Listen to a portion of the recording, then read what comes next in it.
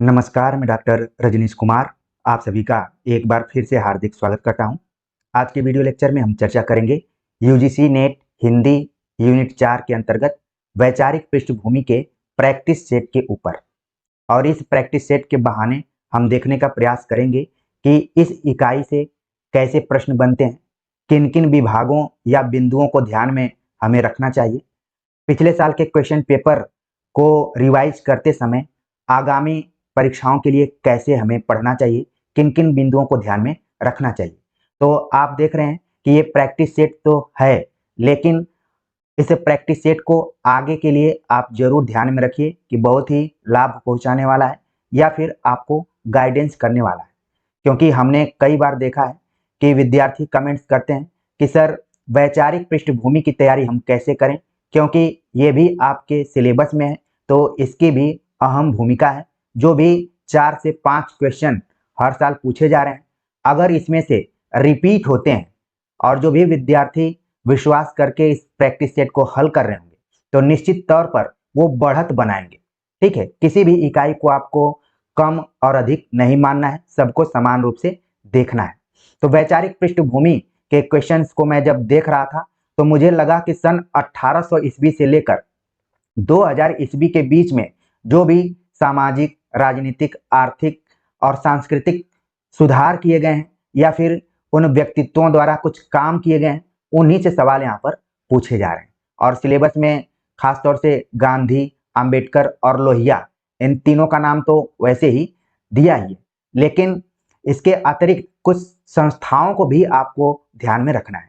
तो अगर आपके पास सामान्य अध्ययन की कोई पुस्तक है तो उसको आप सन 1800 ईस्वी से लेकर 2000 ईस्वी देख लीजिए इतिहास के दृष्टिकोण से। और अगर आपके पास लुसेंट इत्यादि है तो कम से कम स्वाधीनता आंदोलन तक की जो भी घटनाएं हुई हैं उनको आप एक बार परीक्षा से पहले जरूर रिवाइज करके जाइए। ये हमने क्वेश्चंस को देखा, इसके बाद ये दिमाग में आया हुआ है। तो चलते हैं, बात करते हैं पहले प्रश्न के ऊपर। पहला प्रश्न ब्रह्म समाज से रिलेटेड है। पूछा जा रहा है कि ब्रह्म समाज के बारे में उपयुक्त कथन नहीं है। ब्रह्म समाज की अंतर्वस्तु मूलतः सामंतवाद और उपनिवेशवाद समर्थक थी। ब्रह्म समाज मूर्ति पूजा, छुआछूत, जाति प्रथा और धार्मिक कट्टरता का विरोधी था। देवेंद्र नाथ ठाकुर और केशव चंद्र सेन ने ब्रह्म समाज को सक्रिय बनाए रखने के लिए महत्वपूर्ण भूमिका निभाई। ब्रह्म समाज की स्थापना 1882 ईस्वी में हुई। ब्रह्म समाज पुनर्विवाह का समर्थन नहीं करता था। अब इन कथनों के आधार पर हमें सही उत्तर का चयन करना है। तो इस प्रश्न के बहाने आपको ध्यान में रखना है ब्रह्म समाज की स्थापना कब हुई और इसका उद्देश्य क्या रहा है।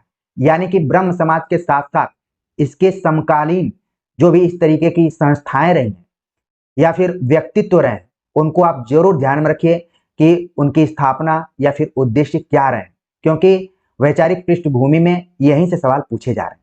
तो ब्रह्म समाज, जैसे मैंने कहा, आपके मन में जरूर आ गया होगा कि इसकी स्थापना कब हुई थी, इसके संस्थापक कौन थे, इसका उद्देश्य क्या था। तो इस प्रश्न में पूछा गया है कि कौन सा कथन है जो कि सही नहीं है, इसमें से हमें बताना है। तो कहा गया कि ब्रह्म समाज की अंतर्वस्तु मूलतः सामंतवाद और उपनिवेशवाद समर्थक थी। ये कथन यहाँ पर क्या है? ये कथन यहाँ पर एक तरीके से गलत है, ठीक है, लेकिन परीक्षा प्रश्न के अनुसार ये विकल्प यहाँ पर क्या हो रहा है? सही हो रहा है। लेकिन अगर हम ब्रह्म समाज के उद्देश्यों के बारे में बात करें तो इसकी अंतर्वस्तु मूलतः सामंतवाद और उपनिवेशवाद समर्थक थी, यहाँ पर कहा जा रहा है, जो कि एकदम से गलत है। आगे और समझ में आ जाएगा। ब्रह्म समाज मूर्ति पूजा, छुआछूत, जाति प्रथा और धार्मिक कट्टरता का विरोधी था। यह कथन क्या है? यहाँ पर सही है। देवेंद्र नाथ ठाकुर और केशव चंद्र सेन ने ब्रह्म समाज को सक्रिय बनाए रखने में महत्वपूर्ण भूमिका निभाई थी। यह भी कथन यहाँ पर क्या है? सही है। आगे चलकर आप देखेंगे कि 1867 ईस्वी के आसपास में प्रार्थना समाज की स्थापना हुई थी, ठीक है। तो कहीं ना कहीं उस पर ब्रह्म समाज का असर था, यानी कि देवेंद्र नाथ ठाकुर और केशव चंद्र सेन ने ब्रह्म समाज को सक्रिय बनाए रखने में अपनी महत्वपूर्ण भूमिका निभाई थी। आगे बताया गया कि ब्रह्म समाज की स्थापना 1882 ईस्वी में हुई थी। ये बिल्कुल गलत है, बल्कि 1828 ईस्वी में हुई थी। अंकों का यहाँ पर क्या है? हेर फेर है। और आखिरी विकल्प जो है कि ब्रह्म समाज पुनर्विवाह का समर्थन नहीं करता था। यह भी कथन यहाँ पर क्या है, कथन क्या है, ये गलत है। ठीक है, तो आप देख रहे हैं कि इसका जो कूट बन रहा है, कूट आप देख रहे हैं कि ए हो गया, डी हो गया और ई हो गया। ठीक, तो ये कथन ब्रह्म समाज के संदर्भ में सही नहीं है। बाकी आगे की परीक्षा के दृष्टिकोण से जरूर ध्यान में रखिए, पूछा जाए कि ब्रह्म समाज के उद्देश्यों में था तो मूर्ति पूजा, छुआछूत, जाति प्रथा और धार्मिक कट्टरता का विरोध। और उसकी स्थापना कब हुई थी, 1828 में। राजा राम मोहन राय इत्यादि का ब्रह्म समाज में बड़ा रोल रहा है। तो इन सभी चीजों को आप ध्यान में रखिए। अब हम कूट को ध्यान में रखते हैं कि आखिरकार ये कौन सा कूट इसमें सही हो रहा है। तो आप देख रहे हैं कि ऑप्शन दूसरा जो है ADE जो दिया गया है प्रश्न के अनुसार, ये सही विकल्प है। ठीक, तो बाकी आप इस प्रश्न को अच्छे से समझ गए होंगे और वक्त मिलेगा तो आप ब्रह्म समाज के बारे में थोड़ा सा बढ़िया से पढ़ेंगे। आगे बात करते हैं। अगला जो प्रश्न है, पूछा गया कि बाबा साहेब आम्बेडकर ने PhD उपाधि किस विश्वविद्यालय से प्राप्त की थी। देखने में प्रश्न छोटा है लेकिन पहले प्रश्न से इसकी कीमत कम नहीं है, यह भी उतना ही अंक देगा जितना कि ऊपर का प्रश्न देगा। तो बाबा साहेब आम्बेडकर ने PhD की उपाधि किस विश्वविद्यालय से की थी। ऑप्शन दिया गया है कैम्ब्रिज विश्वविद्यालय, कोलंबिया विश्वविद्यालय, मुंबई विश्वविद्यालय या फिर कोलकाता विश्वविद्यालय। तो बाबा साहेब आम्बेडकर ने PhD की उपाधि सन 1917 ईस्वी में कोलंबिया विश्वविद्यालय से पूरी की थी। तो ऑप्शन इसका दूसरा सही जवाब है। आगे आप देखेंगे कि एक सवाल पूछा गया था कि सन 1857 ईस्वी में शुरुआती दौर में भारत में कौन कौन से विश्वविद्यालय खोले गए थे, जिसमें आप देखेंगे कि कलकत्ता विश्वविद्यालय, मुंबई विश्वविद्यालय और दिल्ली विश्वविद्यालय का नाम उसमें लिया जाता है। ठीक है, तो इस एंगल से भी आप देख सकते हैं। लेकिन यहाँ पर अगर अंबेडकर की बात करें तो इन्होंने PhD कोलंबिया विश्वविद्यालय से सन 1917 ईस्वी में की थी। आगे बात करते हैं। अगला जो प्रश्न है जो कि नवजागरण से रिलेटेड है, नवजागरण एवं स्वाधीनता आंदोलन से संबंधित घटनाओं को पहले से बाद के क्रम में व्यवस्थित कीजिए। तो जो भी यहाँ पर घटनाएं दी गई हैं, इन घटनाओं को आपको आगे की परीक्षा के दृष्टिकोण से भी थोड़ा सा अलर्ट होकर जाना है। जैसे कि प्रार्थना समाज की स्थापना, कलकत्ता, मद्रास और बंबई विश्वविद्यालय की स्थापना, अंग्रेजी शिक्षा के पक्ष में मैकाले का प्रारूप, तिलक को देश निकाले की सजा या फिर बंग भंग। अब इसमें हमें घटनाओं को पहले से बाद के क्रम में बताना है। एक चीज मैं ऊपर में ये थोड़ा सा गलत बता दिया कि 1857 में आप देखें कि मद्रास विश्वविद्यालय, मुंबई विश्वविद्यालय और कोलकाता विश्वविद्यालय की स्थापना हुई थी। इन 3 विश्वविद्यालयों को ध्यान में रखिए। नीचे में ये विकल्प दिया था तो मुझे याद आ गया। जबकि मुझे जहां तक याद है कि दिल्ली विश्वविद्यालय के जो ये आर्ट्स फैकल्टी में मैं गया था तो वहां पर शायद 1948 लिखा हुआ था। जो भी दिल्ली विश्वविद्यालय के विद्यार्थी होंगे वो कमेंट करके एक बार कंफर्म कर सकते हैं कि दिल्ली विश्वविद्यालय की स्थापना कब हुई थी, क्योंकि ये 4 महानगर हैं शुरुआती दौर के। तो इन चारों महानगरों में जो भी विश्वविद्यालय हैं उनका बड़ा रोल हो जाता है। जबकि JNU का तो मैं आराम से बता दूंगा कि 1969 में और BHU 1916 ईस्वी में। चलिए, इस प्रश्न के बहाने हमने थोड़ा सा आपके दिमाग को रबर की तरह बढ़ाया। आगे चलते हैं, बात करते हैं तीसरे प्रश्न के ऊपर जो कि नवजागरण और स्वाधीनता आंदोलन से संबंधित कुछ घटनाओं का क्रम दिया गया है। उसमें हमें बताना है कि आखिरकार वो घटनाएं कब कब हुई थी और उनका सही क्रम इसमें क्या हो सकता है। ठीक है, तो आपके दिमाग में आना शुरू कर दिया होगा कि प्रार्थना समाज, जिसका आप देख रहे हैं कि जिसकी स्थापना हुई 1867 ईस्वी में, कलकत्ता, मद्रास और बंबई विश्वविद्यालयों की स्थापना जैसा कि मैंने ऊपर में ही बता दिया 1857। और ये 1857 वो दौर है, आपके दिमाग में आ रहा होगा कि प्रथम स्वतंत्रता संग्राम के नाम से इसको जाना जाता है और यहां से कई बार प्रश्न पूछे जाते हैं। ठीक है, अंग्रेजी शिक्षा के पक्ष में मैकाले का प्रारूप क्या रहा, ये आया 1835 ईस्वी में। इसके बाद तिलक को, यानी कि बाल गंगाधर तिलक को देश निकाले की सजा सुनाई गई थी सन 1908 ईस्वी में। और बंग भंग, जिसको कि हम बंगाल का विभाजन कहते हैं, ये हुआ 1905 ईस्वी में। तो अब इस क्रम के हिसाब से हम देखेंगे तो सबसे पहले नंबर पर आएगा C। ठीक है, इसके बाद दूसरे नंबर पे आएगा B, फिर तीसरे नंबर पे आएगा A, फिर आप देख रहे हैं कि चौथे नंबर पे E और 5वें नंबर पे D। यानी कि होना चाहिए C B A E D। अब हम देख लेते हैं कि आखिरकार कौन सा ऑप्शन है जो इसमें सही है। तो यहाँ पर आप देख लिए कि तीसरा ऑप्शन जो है इस प्रश्न के मुताबिक सही उत्तर है। लेकिन इस प्रश्न के बहाने अगर सवाल पूछ लिया जाए कि प्रार्थना समाज की स्थापना कब हुई, इसका क्या क्या उद्देश्य था, कौन संस्थापक था, तो आप एक बार जरूर अलर्ट होके देख कर जाइएगा एग्जाम के पहले। आगे बात करते हैं। अगला जो प्रश्न है पूछा गया कि कांग्रेस कार्यकारिणी समिति की कहां की बैठक में सविनय अवज्ञा आंदोलन वापस लेने की स्वीकृति दी गई? सूरत, बारदोली, कलकत्ता, कानपुर। यानी कि यह भी स्वाधीनता आंदोलन से संबंधित सवाल है। पूछा गया कि सविनय अवज्ञा आंदोलन कब चला था? महात्मा गांधी के नेतृत्व में मुख्य रूप से 3 बड़े आंदोलन थे, जिसको कि एक हम लोग बोलते हैं असहयोग आंदोलन, ठीक है। इसके बाद सविनय अवज्ञा आंदोलन और भारत छोड़ो आंदोलन। यानी कि आपको इन तीनों आंदोलनों को भी देख कर जाना है। क्यों देख कर जाना है? क्योंकि इनका संबंध गांधी से है और आपके सिलेबस में गांधी व्यक्तित्व के तौर पर लगे हुए हैं। तो यहाँ पर जरूर देखिए, आपके मन में आ रहा होगा कि आखिरकार ये सवाल क्यों इस तरीके से पूछ दिया गया। लग रहा है कि इतिहास का सवाल है, लेकिन गांधी जी हैं तो उनसे जुड़ी हुई जो भी घटनाएं वो निश्चित तौर पर पूछी जाएंगी। तो कांग्रेस कार्यकारिणी समिति की कहां की बैठक में सविनय अवज्ञा आंदोलन को वापस लेने की स्वीकृति दी गई? तो इसका जो यहाँ पर सही जवाब है वो है बारदोली, एक जगह है, वहां पर वापस लेने की घोषणा की गई थी। सही जवाब हो गया ऑप्शन दूसरा।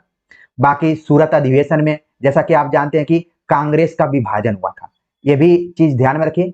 एक चीज और ध्यान में रखिए कि महात्मा गांधी मात्र एक बार कांग्रेस के अध्यक्ष हुए थे, और वो कब हुए थे इस चीज को आप जरूर ध्यान में रखिए, ठीक है। 1924-25 के आसपास में वो हुए थे। एक जगह है जो कि बेलगाम, जहां तक मुझे याद आ रहा है कि वहां कांग्रेस के अध्यक्ष थे।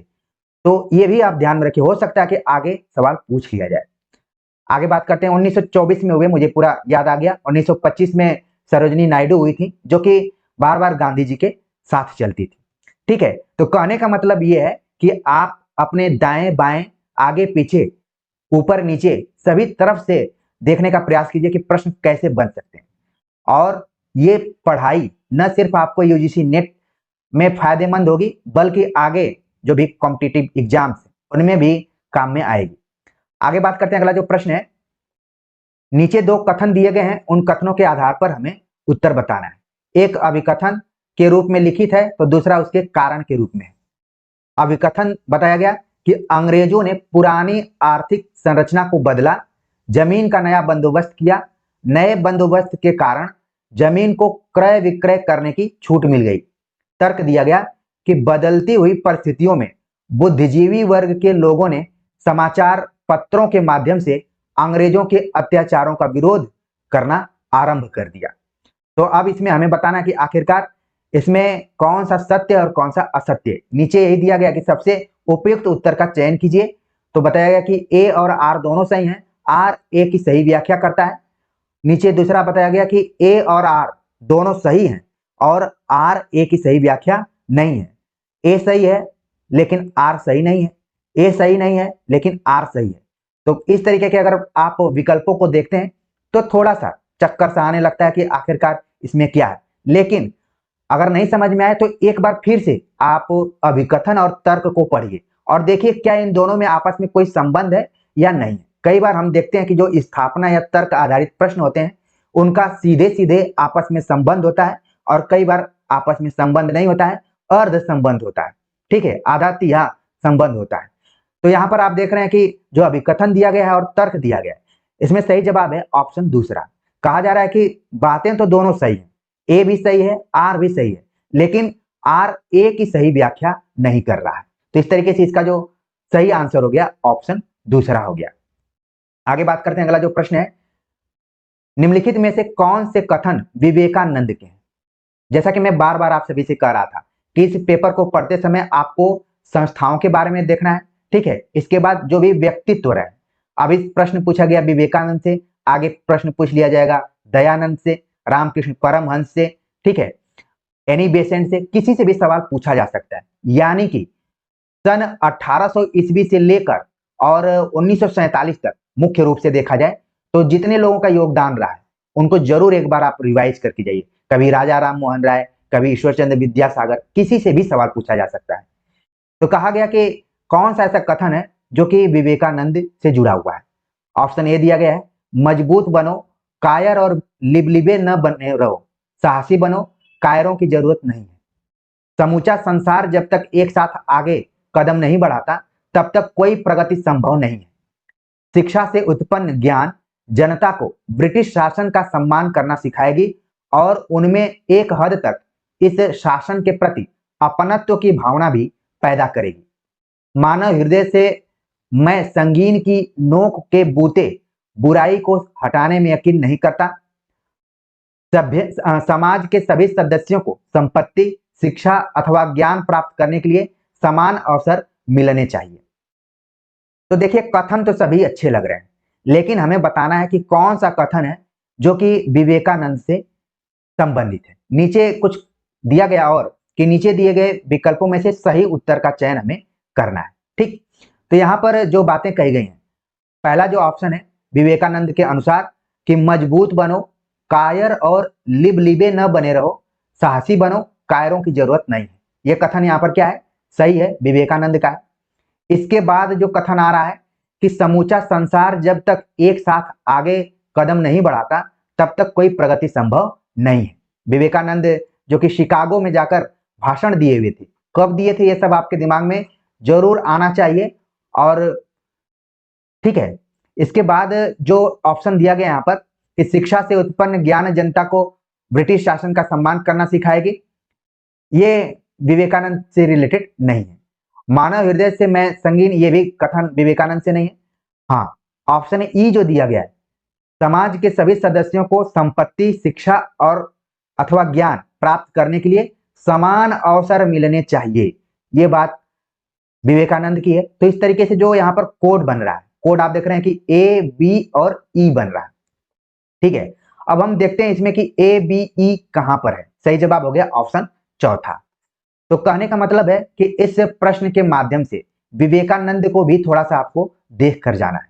ठीक है, अक्सर वही है, जिस दिन हम विवेकानंद का जन्मदिन मनाते हैं, कब मनाते हैं, ये सब आपके दिमाग में आ गया होगा, जिसको कि हम युवा दिवस के रूप में भी मनाते हैं। और उस दिन खूब कोटेशन पोस्ट करते हैं, फेसबुक से लेकर व्हाट्सएप तक और यूट्यूब तक। लेकिन उन कोटेशनों को हमें ध्यान में रखना है, मे बी वो कभी भी परीक्षा में आ सकते हैं। अगर आप यूजीसी नेट की तैयारी कर रहे हैं तो बिल्कुल ध्यान में रखिए। अगला प्रश्न है जो कि भारतीय नवजागरण से रिलेटेड है। भारतीय नवजागरण के संबंध में उपयुक्त कथन है। नवजागरण का जमाना सभ्यताओं की टकराहट का न होकर सभ्यताओं के आत्मनिरीक्षण का था। ईश्वरचंद्र विद्यासागर ने स्त्री अधिकार आंदोलनों की निंदा की। औपनिवेशिक माहौल में भारत का नवजागरण बुद्धिवादी जागरूकता के अलावा राष्ट्रीय आत्म का संघर्ष भी था। स्वामी दयानंद सरस्वती हिंदुओं की मूर्ति पूजा का समर्थन करते थे। भारतीय नवजागरण के जनक राजा राम मोहन राय को जीवन में आरंभिक काल में ही रूढ़िवादियों के प्रबल विरोध का सामना करना पड़ा। तो ये 5 ऑप्शन दिए गए हैं जो कि भारतीय नवजागरण से जुड़े हुए। इस प्रश्न के माध्यम से आप भारतीय नवजागरण के मुख्य उद्देश्य और उससे जुड़े हुए लोगों के बारे में जान जाएंगे।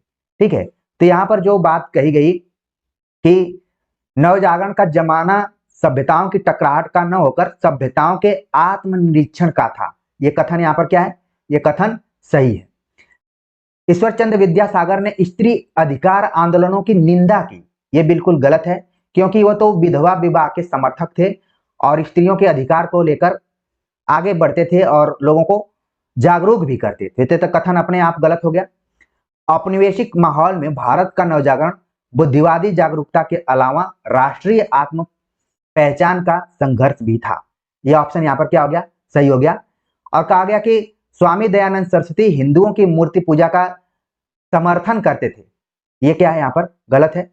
भले उन्होंने कहा कि वेदों की ओर लौटो, लेकिन इस तरीके से कट्टरता टाइप का उनमें नहीं था।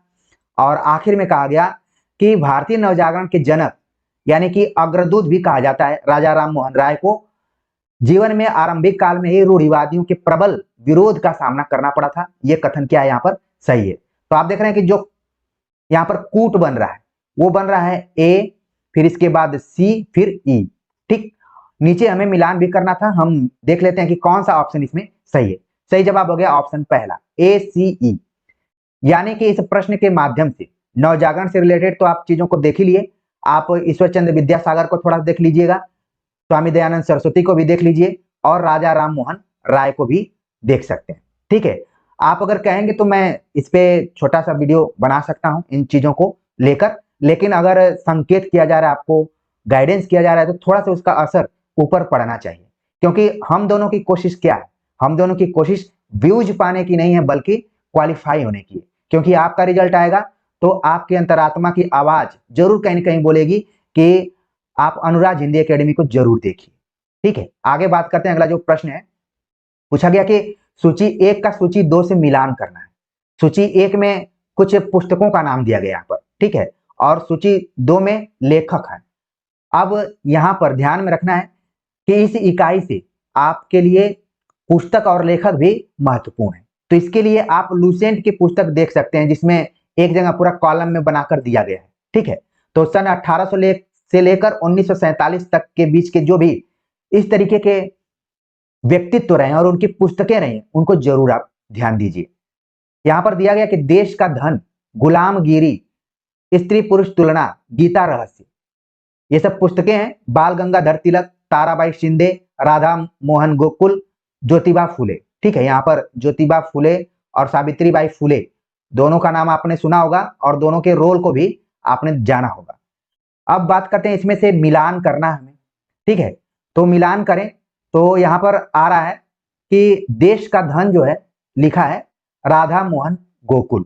हो सकता है कि इसको अंग्रेजी में भी बोल दिया जाए, ठीक है, कि पॉवर्टी ऑफ कंट्री। ठीक है, इस तरीके से भी आ सकता है, ध्यान में रखिए। लेकिन हिंदी में पूछा गया देश का धन, यानी कि राधा मोहन गोकुल।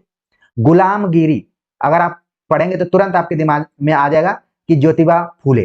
ज्योतिबा फुले को भी आप ध्यान में रखिए, इन्होंने एक संस्था स्थापित की, सत्य शोधक समाज। ठीक है, ये भी हो सकता है कि एग्जाम में पूछा जाए, क्योंकि मेरा मन ऐसा कर रहा है कि हो सकता है कि पूछ लिया जाए। फिर स्त्री पुरुष तुलना यहाँ पर कही गई, ये हो गई ताराबाई शिंदे। तो इसमें आप देख रहे हैं कि अगर कोई स्त्री होगी वही स्त्री पुरुष तुलना जैसी किताब लिखेगी। इस विकल्प में आप देख रहे हैं, हालांकि आपको अगर पता नहीं रहेगा कि ज्योतिबा मेल है तो आप कंफ्यूज हो जाएंगे।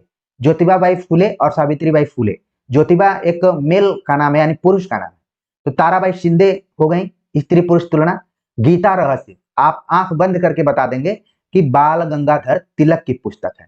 तो इस तरीके से इसका कूट क्या बन रहा है, कूट बन रहा है ए का हो गया आपका 3, बी का हो गया 4, और सी का हो गया 2, और डी का हो गया 1।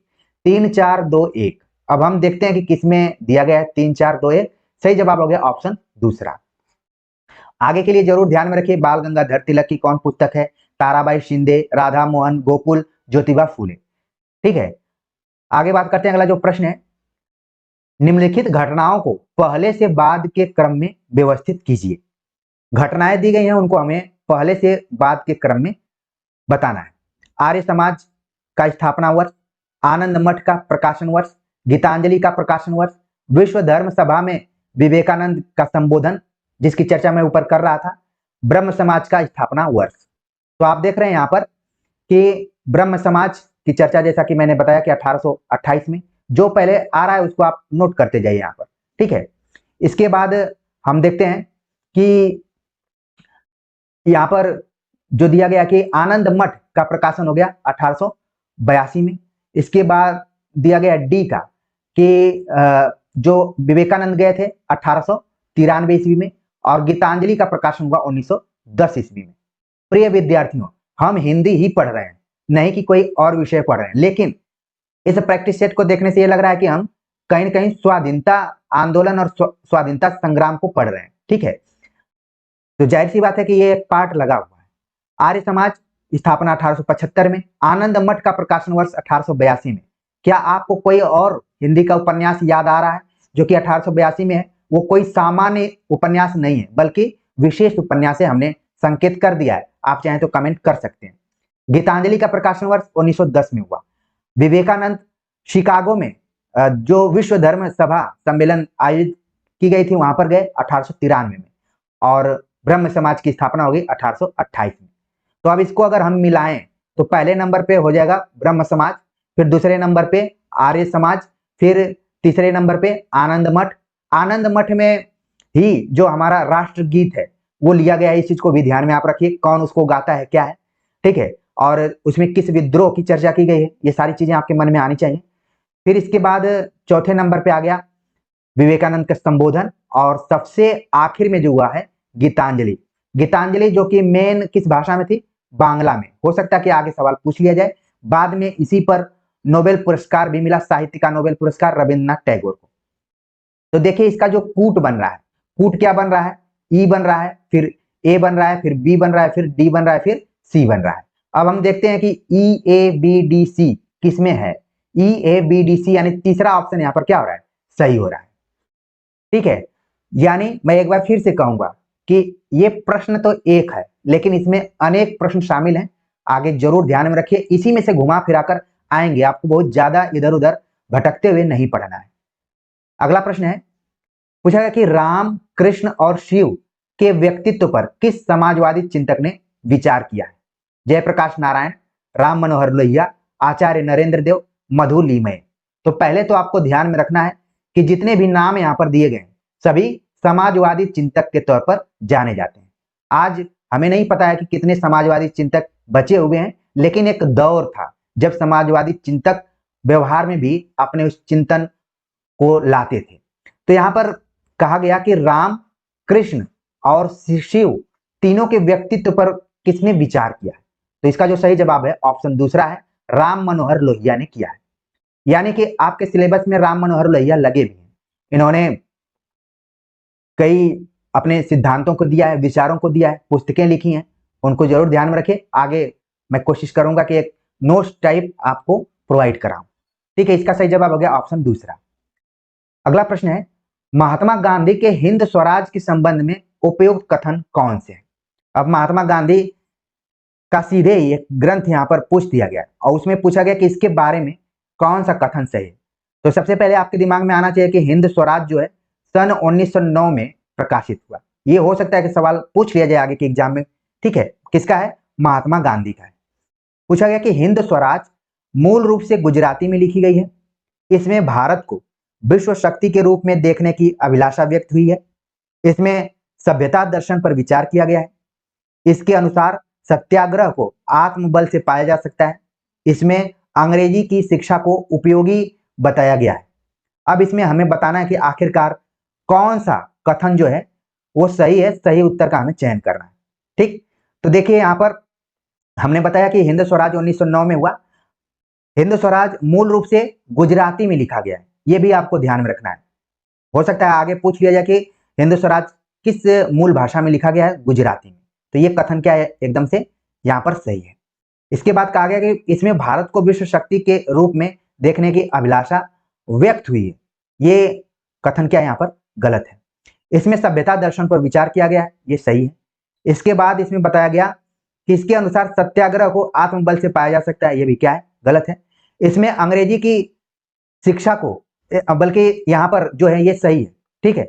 इसके अनुसार बताया गया कि सत्याग्रह को आत्मबल से पाया जाता है, ये कथन सही है। और कहा गया कि इसमें अंग्रेजी की शिक्षा को उपयोगी बताया गया है, ये भी गलत है। तो इसका जो कूट बन रहा है आप देख रहे हैं कि ए, सी और डी बन रहा है। अब मुझे याद आता है कि जब पहले रेडियो में समाचार आता था तो समाचार के पहले 1-2 मिनट के प्रचार आते थे, उसमें आता था जो भी महान व्यक्तित्व थे उनके कथन आते थे। तो उसमें एक आता था कि दुनिया वालों से कह दो कि गांधी अंग्रेजी नहीं जानता, ठीक है। तो इसलिए आप देख रहे हैं कि यहाँ पर भी जो कोटेशन बनाया गया है, अंग्रेजी तो जानते थे लेकिन क्योंकि अंग्रेजों के गुलाम हम थे तो जाहिर सी बात है कि ये बात वहां से उठकर आती। तो उन्होंने कहा कि दुनिया वालों से कह दो कि गांधी अंग्रेजी नहीं जानता। तो यहाँ पर तो उपयोगी बताया ही नहीं जाएगा, कूट हो गया ए, सी, डी, ठीक। इसका सही जवाब हो गया ऑप्शन तीसरा। अगला प्रश्न है, कोटेशन दिया गया, एशिया के हरे भरे धर्म जैसे ही वे पश्चिमी विज्ञान की वास्तविकताओं के संपर्क में लाए जाते हैं, सूखी लकड़ियों का बेर मात्र रह जाते हैं। यह कथन किस अंग्रेज अधिकारी का है। ऑप्शन दिया गया है Macaulay, William Jones, Canning, Hunter. ये चारों नाम दिए गए हैं और आप ध्यान में रखिए कि इन चारों नामों का संबंध अंग्रेजी शासन के दौरान शिक्षा से रहा है, यानी शिक्षा विभाग से ये चारों नाम थे। मैकाले का तुरंत आपके दिमाग में आ गया होगा, किसने ही सबसे पहले भारत में अंग्रेजी शिक्षा की पहल की थी, अंग्रेजी को बढ़ावा देने के लिए। विलियम जोन्स का भी काफी रोल रहा है, पुस्तकों के संपादन से लेकर कैनिंग जो कि 1857 के आसपास में थे, और हंटर, इसका जो सही जवाब है हंटर, जिसका नाम है विलियम हंटर। ठीक है, विलियम हंटर के नाम पर ही आप देखेंगे, इतिहास जब पढ़ेंगे तो सन 1882 ईस्वी में एक हंटर आयोग की स्थापना की गई थी, जिसका संबंध शिक्षा आयोग से था। ठीक है, जिसको कि हम हंटर शिक्षा आयोग के तौर पर जानते हैं। हालांकि 1868 ईस्वी में ही हंटर ने एक और कमेटी इसकी जारी हुई थी, इसका एक और रिपोर्ट प्रस्तुत की गई थी। आगे चलकर वही 1882 ईस्वी में हंटर आयोग के नाम से फेमस हुआ। और ये हंटर का ही कथन है कि एशिया के हरे भरे धर्म जैसे ही वे पश्चिमी विज्ञान की वास्तविकताओं, यानी कि इसका ये कहना है कि जो एशिया के लोग हैं उसमें भारत समेत वो धर्म में विश्वास रखते हैं, वो धर्म में विश्वास करके विज्ञान को नकारते हैं, लेकिन जैसे वो संपर्क में आते हैं तो उनका जो धर्म है वो सूखी लकड़ियों के बेर की तरह हो जाता है। बेर आप लोगों ने देखा है, जिसको हमारे तरफ बोला जाता है, ठीक है, बैर बोला, एक फल, और उसकी लकड़ी कैसी होती है, उसका पेड़ कैसा होता है, आपने जरूर देखा होगा। तो ये हो गया हंटर का। आगे बात करते हैं, अगला जो प्रश्न है पूछा गया कि वैज्ञानिक ज्ञान और आख्यान में विरोध और द्वंद्व संबंध पर किस चिंतक ने विचार किया है? हैबरमास, लियोतार्ड, ग्वात्री, मदन स्वरूप। तो वैज्ञानिक ज्ञान और आख्यान, यानी कि जो ज्ञान है, यानी तर्क मैं इसको कहूं, और मिथक, इन दोनों के द्वंद्व को लेकर किसने विचार किया है? तो इसका जो सही जवाब है यहाँ पर वो है लियोतार्ड ने विचार किया हुआ है। ठीक है, इसका सही जवाब हो गया ऑप्शन दूसरा। अगला प्रश्न आ गया अंग्रेजी शिक्षा से रिलेटेड। अंग्रेजी शिक्षा के संबंध में उपयुक्त विचार है। अंग्रेजी शिक्षा भारतीयों की धर्म के प्रति आस्था को कमजोर करने वाली थी। अंग्रेजी शिक्षा भारतीयों को मानसिक दासता से मुक्त करने वाली थी। अंग्रेजी शिक्षा ने सरकारी नौकरियों में भारतीयों के प्रवेश के द्वार खोले। अंग्रेजी शिक्षा ने भारतीयों को अपनी परंपराओं से मोह करना सिखाया।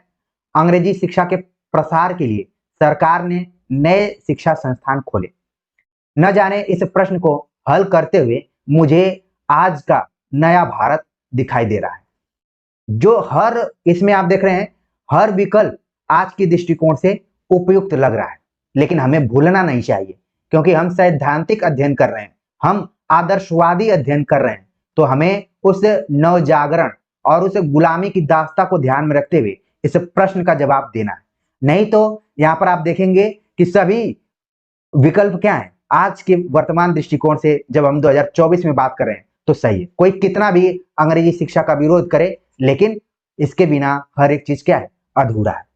तो देखिए, अब हम नवजागरण के दृष्टिकोण से इसका अगर अध्ययन करेंगे तो इसमें क्या है कि अंग्रेजी शिक्षा भारतीयों की धर्म के प्रति आस्था को कमजोर करने वाली थी, ये सही है।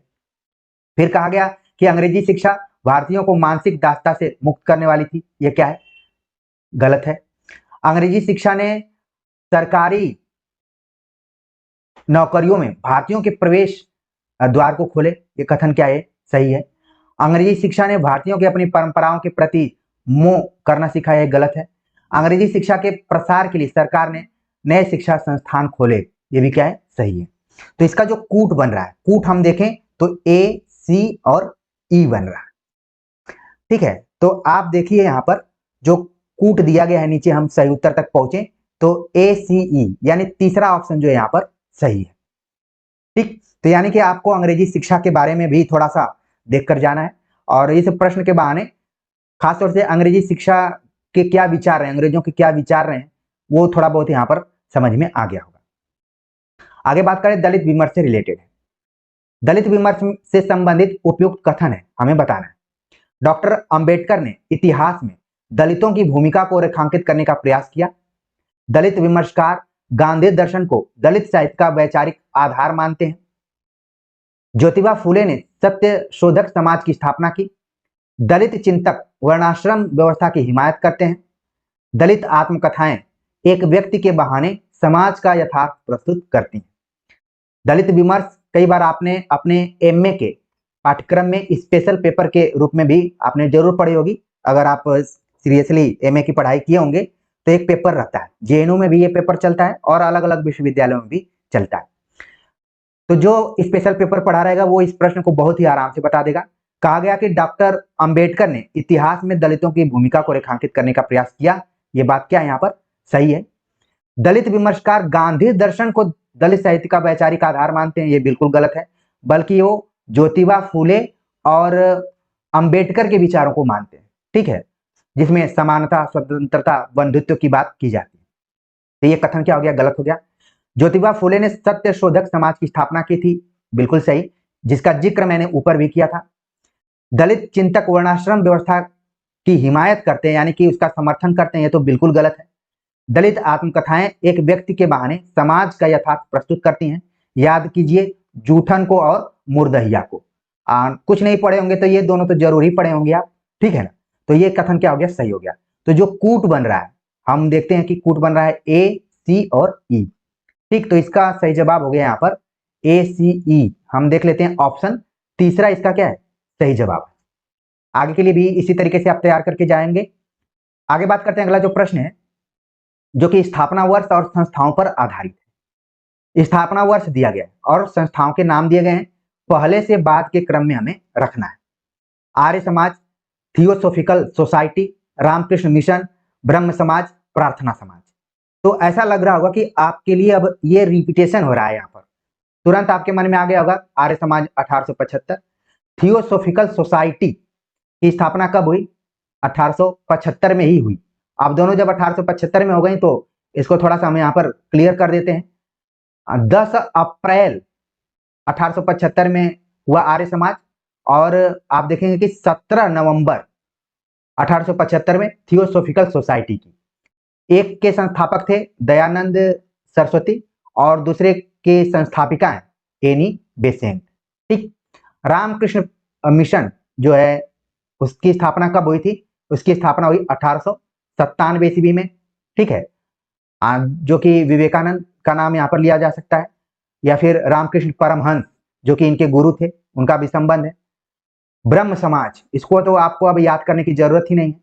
प्रार्थना समाज, ठीक। तो ये सब संस्थाएं थी और इनके स्थापना वर्ष थे। तो जैसे आप रचनाओं को याद करते हैं, उनके प्रकाशन वर्ष को याद करते हैं, वैसे इन संस्थाओं को भी याद करना है। तो घुमा फिरा कर यही संस्थाएं परीक्षाओं में रहेंगी। तो हम देखते हैं कि कूट असली क्या बन सकता है। तो यहाँ पर जो कूट बन रहा है, आप देख रहे हैं जो कूट यहाँ पर बन रहा है वो है कि पहले नंबर पे हो जाएगा ब्रह्म समाज, फिर दूसरे नंबर पे प्रार्थना समाज, फिर तीसरे नंबर पे आर्य समाज, चौथे नंबर पर थियोसोफिकल सोसाइटी और पांचवें नंबर पे रामकृष्ण मिशन। यानी कि आपको डी ई जिसमें होगा वो सही हो सकता है, डी ई, यानी कि ऑप्शन जो है दूसरा यहाँ पर सही होगा, ठीक है। हम देख लेते हैं, डी हो गया, फिर ई हो गया, फिर हो गया आपका ए, फिर बी हो गया, फिर सी हो गया, ठीक है ना। तो ये ऑप्शन यहाँ पर क्या हो गया, सही हो गया। अब एक चीज और आपको ध्यान रखना है, जब एनी बेसेंट की चर्चा यहाँ पर की जा रही है तो इन्होंने उस समय एक पत्रिका निकाली थी जिसका नाम था न्यू इंडिया, इसको आप ध्यान में रखिए। और एक पत्रिका और निकाली थी कॉमन विल करके, ठीक है। तो इन दोनों की संस्थापिका ये मतलब संपादक रही। इसके अतिरिक्त थियोसोफिकल सोसाइटी का तो हुआ, और बीएचयू से जुड़ी एक संस्था है CHS, ठीक है, सेंट्रल हिंदू स्कूल करके, और उसकी संस्थापिका के तौर पर भी हम एनी बेसेंट को जानते हैं। इसके अतिरिक्त पूछा जा सकता है एनी बेसेंट कांग्रेस के अध्यक्ष भी थी, ठीक है। कुल मिलाकर कई प्रश्न बन सकते हैं, तो एनी बेसेंट को भी आप एक बार पढ़कर जरूर जाइए। अगला प्रश्न है, श्रीमती एनी बेसेंट का भारत आगमन किस वर्ष हुआ, 1885 ईस्वी, 1879, 1893, 1882 ईस्वी। चूंकि आप देख रहे हैं कि थियोसोफिकल सोसाइटी को एनी बेसेंट ने 1875 में तो जरूर स्थापित किया, लेकिन वो भारत, उनका आगमन कब हुआ, भारत आगमन हुआ था 1893 ईस्वी में। और 1893 एक और घटना के लिए है जो कि विवेकानंद से जुड़ी हुई है, और मुझे याद आ रहा है कि भीमराव अंबेडकर से रिलेटेड भी 1893 काफी इंपॉर्टेंट है। क्यों इंपॉर्टेंट है आप बता सकते हैं, मिलता जुलता, शायद उनका जन्म भी इसी के आसपास में हुआ था। तो मेरी कोशिश ये रहती है कि रबर की तरह घुमा दीजिए, अपने दिमाग को चौड़ा कीजिए, न किसी के नोट्स पे आप आधारित रहिए, न किसी के क्लास पे आधारित रहिए, बल्कि खुद ऐसे दृष्टि को पाते हुए आप इधर उधर अपने दिमाग को दौड़ाइए, मजा आएगा। आगे बात करते हैं, अगला जो प्रश्न है पूछा गया कि निम्नलिखित में से किस चिंतक ने धर्म शास्त्रार्थ का विषय न मानकर धर्म को शास्त्रार्थ का विषय न मानकर उसे मूल तत्व को अपने जीवन में अपनाकर विश्व को संदेश दिया। यहाँ पर बताया गया कि अक्सर हम प्राचीन भारत में देखते हैं तो धर्म को शास्त्रार्थ का एक अंग मानते हैं, लेकिन बाद में, क्योंकि ये नव जागरण है, इस चीज को आपको ध्यान रखना है, लोग नए सिरे से अपने चीजों को देखने का प्रयास कर रहे हैं। याद कीजिए सूर्यकांत त्रिपाठी निराला की वो कविता जागो फिर एक बार, आपके यूनिट 5 में भी उस कविता को पढ़ना है और हमने बड़ी तन्मयता के साथ उसको पढ़ाया है। प्रिय विद्यार्थियों, आपके इस चैनल पर आपके सिलेबस के अनुसार पूरे मटेरियल मौजूद है, बस जरूरत है आपके मजबूत इरादों की। ठीक वैसे ही जैसे दिल फिगार को दुनिया का अनमोल रतन में वो वृद्ध व्यक्ति कहता है कि तुम मोहब्बत करता है, तुम मजबूत इरादों को रखो। अगर आप इस चैनल से मोहब्बत करते हैं तो आप मजबूत इरादों को जरूर बनाकर रखिए। आपको कमेंट करने की जरूरत ही नहीं है कि सर फला चीज पर बना दीजिए, सर ढेका चीज पे बना दीजिए, इस पे मैटर नहीं है, उस पे मैटर नहीं है। नाम डालिए, टॉपिक डालिए। अब तो आप लोगों की प्रेम और प्यार प्रचार के वजह से ये चैनल ठीक ठाक स्थिति में है। मैं टॉप तो नहीं बोलूंगा, लेकिन अंडर 10 में तो है ही, और अंडर 10 में रहना भी एक बड़ी बात है। चलते हैं भावुकता के दौर से निकलते हुए प्रश्न के ऊपर।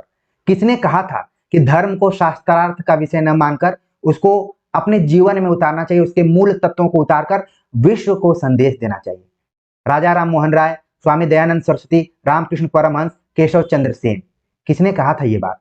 सही जवाब हो गई ऑप्शन तीसरा हो गया रामकृष्ण परमहंस, जो कि विवेकानंद के गुरु माने जाते हैं। इनका मठ भी है, बेलूर एक जगह है, शायद ये पश्चिम बंगाल में है बेलूर मठ। बंगाल से भी ढेर सारे विद्यार्थी यहाँ पर जुड़े हुए हैं, तो वो कमेंट करके इसकी और पुख्ता जानकारी दे सकते हैं। आगे बात करते हैं, अगला जो प्रश्न है, फोर्ट विलियम कॉलेज। शायद ये प्रश्न इस प्रैक्टिस सेट में ना आता तो ये प्रैक्टिस सेट अधूरा माना जाता। फोर्ट विलियम कॉलेज जब मैं बोल रहा हूं तो आपके मन मस्तिष्क में हिंदी साहित्य से लेकर नवजागरण की सारी बातें समझ में आने लगी होंगी, बहुत सारे तथ्य गूंजने लगे होंगे। फोर्ट विलियम कॉलेज के संबंध में निम्न में से कौन से कथन सत्य है हमें बताना है।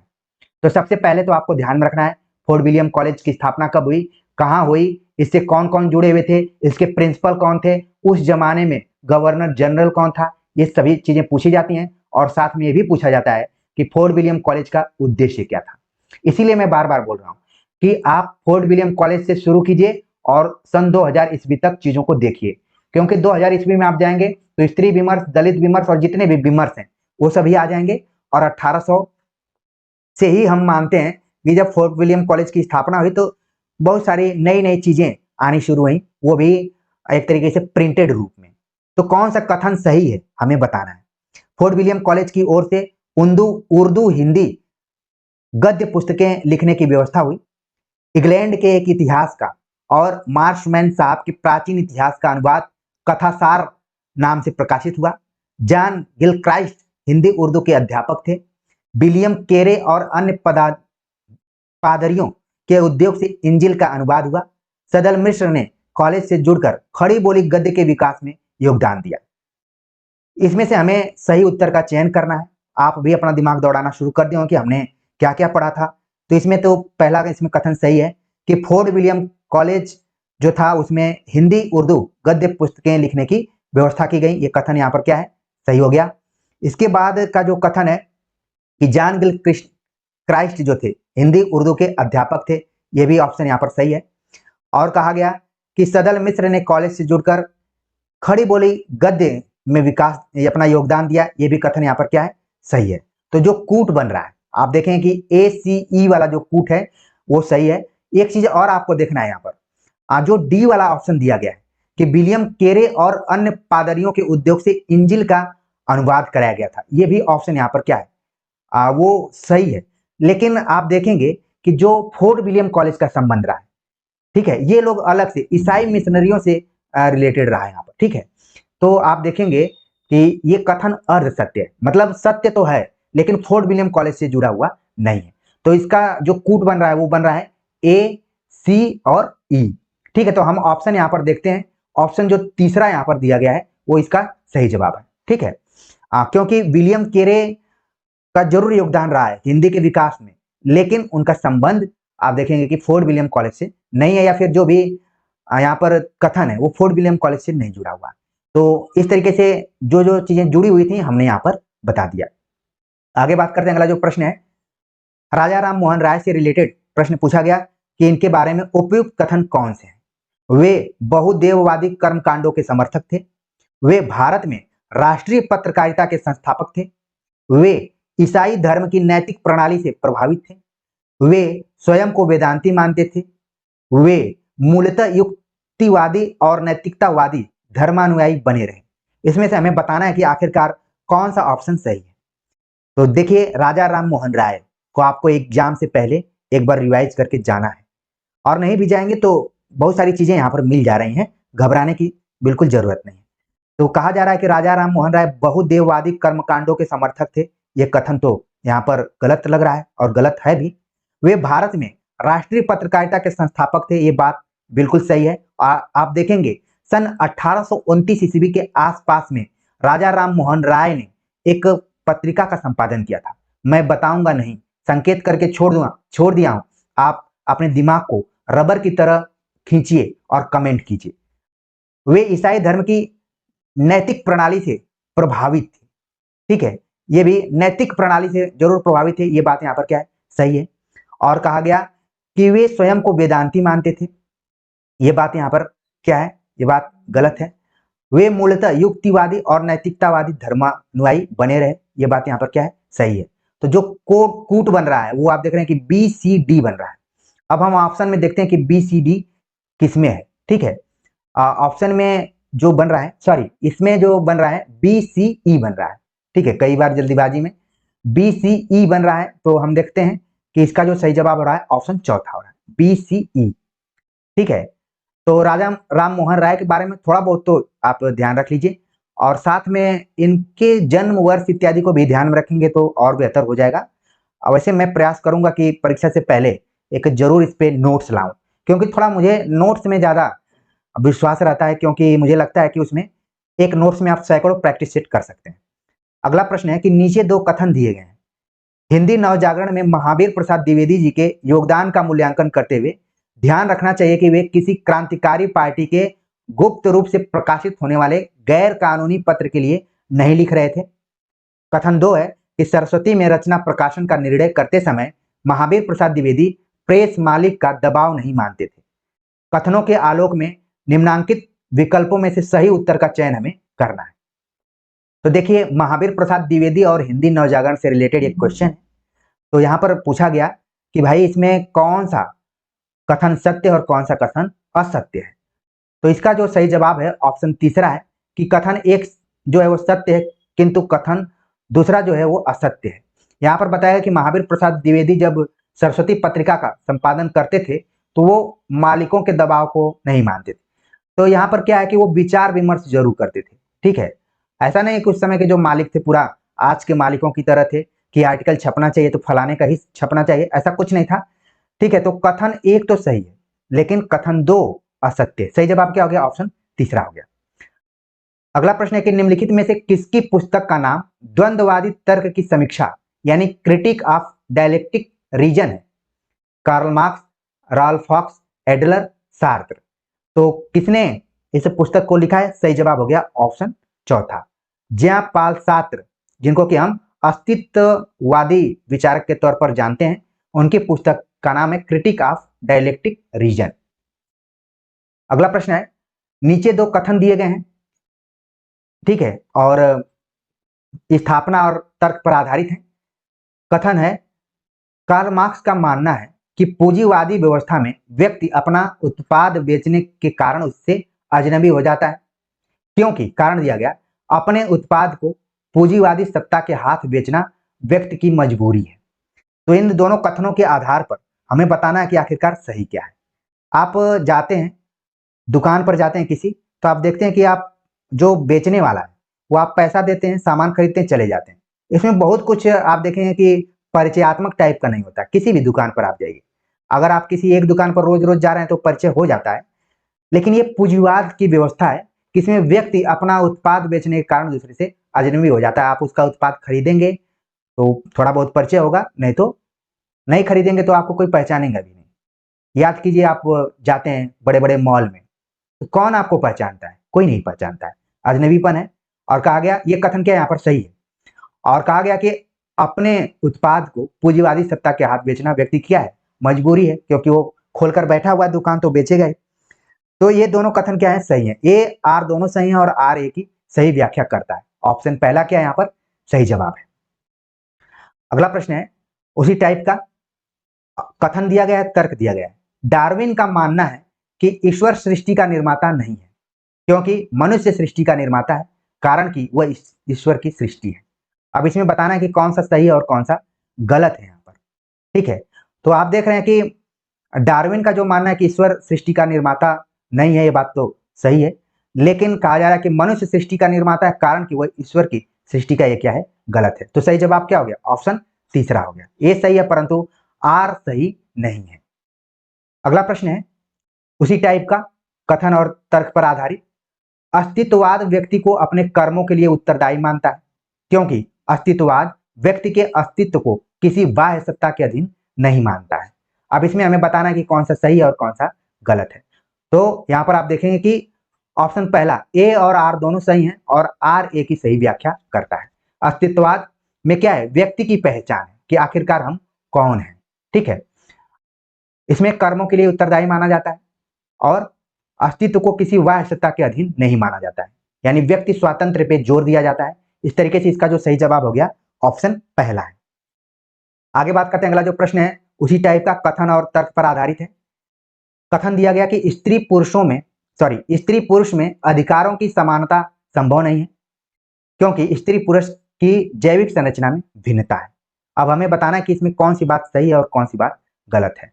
तो यहां पर देखिए, कहा गया कि स्त्री पुरुष में अधिकारों की समानता संभव नहीं है, ये तो बिल्कुल गलत है। हो सकती है, संभव हो सकती है, तो ये तो बिल्कुल गलत हो गया। यहाँ पर देख रहे हैं कि चौथा ऑप्शन सही होने के कगार पे है। और कहा गया कि स्त्री पुरुष की जैविक यानी बायोलॉजिकल जो स्ट्रक्चर है, संरचना, उसमें भिन्नता है। पुरुष आप देखेंगे कितना भी कमजोर है लेकिन वो मजबूत दिखता है, भारी से भारी सामानों को उठा लेता है। लेकिन पुरुष कितनी भी महिला कितने भी मोटी दिखाई देगी लेकिन सामान को नहीं उठा पाती। ये तो मैं बहुत ही सतही अंतर बताया, और भी कई चीजों में। ठीक है, और इस तरीके से संस्कार भी दिया जाता है। कई बार हमने महिला कुश्तियों में भी देखा है, ठीक है ना, तो ऐसा नहीं कहा जा सकता, लेकिन बायोलॉजिकल संरचना में क्या है, भिन्नता तो है। तो ऑप्शन चौथा इसका क्या हो गया, सही जवाब हो गया। अगला प्रश्न सेम टू सेम वैसा ही है, कथन दिया गया और तर्क है। स्त्री संस्कृति के संदर्भ में स्त्री पाठ का विवेचन विश्लेषण आवश्यक है, क्योंकि स्त्री संस्कृति पितृसत्तात्मक संस्कृति से भिन्न अभिधान है। कहा गया कि इसमें से कौन सही है और कौन सा गलत है, हमें बताना है। ठीक है, तो इसका आप देख रहे हैं यहाँ पर कि कहा गया कि स्त्री संस्कृति के संदर्भ में स्त्री पाठ का विवेचन और विश्लेषण जरूरी है, कथन सही है। और ये कहा जा रहा है कि स्त्री संस्कृति पितृसत्तात्मक संस्कृति से भिन्न अभिधान है, ये भी कथन क्या है यहाँ पर सही है। तो इस तरीके से इसका जो सही जवाब हो गया ऑप्शन पहला, कि दोनों सही हैं और दोनों एक दूसरे की सही व्याख्या यहाँ पर कर रहे हैं। अगला प्रश्न है कि निम्नलिखित अस्तित्ववादी चिंतकों में से किसने सुपरमैन की कल्पना की है। सुपरमैन की कल्पना किसने की है, किरकेगार्ड, सार्त्र, नीत्शे, कामू। तो सबसे पहले तो आपके दिमाग में आना चाहिए कि जितने भी नाम दिए गए हैं सभी का संबंध किससे है, अस्तित्ववादी चिंतकों से है। अब सुपरमैन की कल्पना किसने किया है, सही जवाब हो गया ऑप्शन तीसरा, नीत्शे, जिसने कि सुपरमैन की कल्पना की है। उसने ये भी कहा कि ईश्वर की मृत्यु हो चुकी है।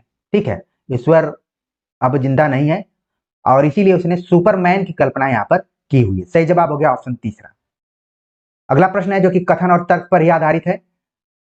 पूछा गया कथन के तौर पर, दलित विमर्श का वैचारिक आधार बाबा साहेब अंबेडकर का दर्शन है, क्योंकि अंबेडकर दर्शन मात्र दलित विमर्श पर विचार कर सकता है। तो यहाँ पर जो बातें कही गई हैं, बातें तो कही गई हैं कथन के तौर पर सही, लेकिन जो तर्क दिया जा रहा है वो क्या है, असत्य है। कहा जा रहा है कि अंबेडकर दर्शन पर मात्र केवल दलित विमर्श विचार कर सकता है, ऐसी कोई बात नहीं है। जो भी अपने अधिकारों से वंचित रहेगा, हाशिए पर रहेगा, हाशिए का समाज जो है उस पर विचार कर सकता है। ठीक है, तो यहाँ पर ये तो सत्य है, लेकिन आर यहाँ पर क्या है? असत्य है। सही जवाब हो गया ऑप्शन तीसरा। अगला प्रश्न है जो कि कथन और तर्क पर ही आधारित है। स्त्री विमर्श स्त्री अस्मिता का समर्थन करता है क्योंकि वह स्त्री अस्मिता का परम विरोधी है। स्त्री स्त्रीतर यहाँ पर दिया गया है। ठीक है, मतलब कि स्त्रियों के अलावा। तो देखिए, पहला जो कथन है वो तो सही है कि स्त्री विमर्श स्त्री अस्मिता, अस्मिता मतलब वजूद, या फिर मैं कहूं पहचान, या फिर बहुत बड़ी चीज है अस्मिता, यानी कि मैं हूं। अस्मि मतलब होता है मैं हूं, यानी कि ऐसा नहीं है कि स्त्रियों का वजूद नहीं, उसकी पहचान नहीं। क्योंकि सवाल ये उठा कि आप इतिहास पढ़ेंगे, इसलिए सवाल पूछा जाता है कि अस्मिता मूलक जो विमर्श होते हैं उसमें इतिहास बोध होना बहुत जरूरी है। ठीक है, और जब जब इतिहास की तरफ स्त्री, दलित, आदिवासी अपनी नजर को घुमाते हैं तो वो निराशा उनके हाथ लगती है। उनको लगता है कि हमारा इतिहास तो बहुत स्वर्णिम नहीं रहा है। तो इसीलिए विमर्श की शुरुआत होती है। लोग विमर्श मतलब बातचीत होती है, बाद में वही विचारधारा में भी कन्वर्ट हो जाता है। तो किसी न किसी चीज से प्रभावित होता है। तो स्त्री विमर्श स्त्री अस्मिता का समर्थन करता है, ये तो बात क्या है? सही है। लेकिन यहां पर कहा गया कि वह स्त्रीतर यानी स्त्रियों के अतिरिक्त, चाहे वह दलित हो, चाहे आदिवासी हो, चाहे पुरुष हो। ऐसा नहीं है कि पुरुषों के अधिकारों का विरोध स्त्रियां करती हैं, ऐसा नहीं है। बिना स्त्रियों के पुरुष आगे बढ़ ही नहीं सकते, ये भी चीज है। तो परम विरोधी, ये भी गलत है। तो यहाँ पर क्या हो गया? ये सत्य है लेकिन आर असत्य है। तो इस तरीके से इसका जो सही जवाब हो गया ऑप्शन तीसरा हो गया। तो इस तरीके से हमने यूनिट 4 के अंतर्गत वैचारिक पृष्ठभूमि पर कुछ प्रैक्टिस सेट हल किया, जो कि पिछले साल के क्वेश्चन पेपर सन 2018 से लेकर 2023 के ऊपर आधारित रहे। और मैं उम्मीद करता हूं कि आप सभी का रिवीजन हुआ होगा और पहले से ये इकाई थोड़ा सा क्लियर हुई होगी।